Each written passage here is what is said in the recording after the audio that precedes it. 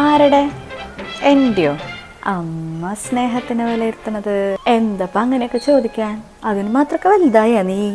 അമ്മ 5-ൽ 6-ൽ അങ്ങോട്ട് പഠിക്കുന്ന സമയത്തെ അമ്മയ്ക്കൊരു പൂച്ചക്കുട്ടീനെ കിട്ടി. അത് കണ്ണൊന്നും തുറന്നുണ്ടായിരുന്നില്ല, കാണാനൊരു വൃത്തി ഉണ്ടായിരുന്നില്ല.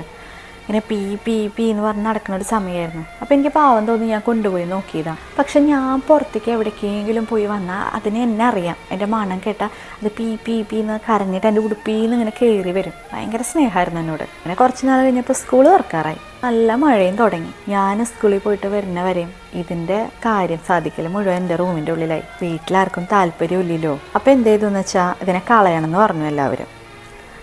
പിന്നെ നിവൃത്തികേടുകൊണ്ട് എനിക്കും സമ്മതിക്കാണ്ടിരിക്കാൻ പറ്റിയില്ല.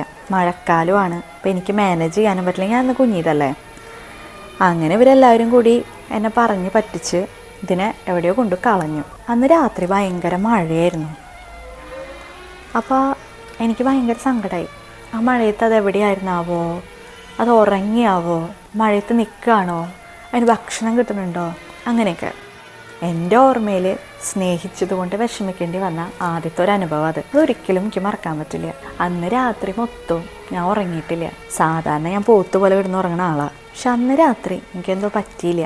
അന്നതെന്തോ മനസ്സിൽ കയറിയൊരു കാര്യമാണ്. ഇപ്പോഴും ആ വിഷമം എൻ്റെ മനസ്സിലുണ്ട് കേട്ടോ.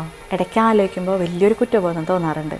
അമ്മയുടെ ഓർമ്മയിൽ അമ്മ ആദ്യമായിട്ട് സ്നേഹത്തിൻ്റെ വില അറിഞ്ഞത് അന്നായിരുന്നു തന്നെയാണ് എൻ്റെ ഒരു ഓർമ്മ. അത് നമ്മുടെ കുഞ്ഞു മനസ്സല്ലേ. ഞാനപ്പോൾ അന്ന് തീരുമാനിച്ചിട്ടുണ്ടായിരുന്നു, ഇനി ഈ ജന്മം ഒന്നിനെയും സ്നേഹിക്കില്ല.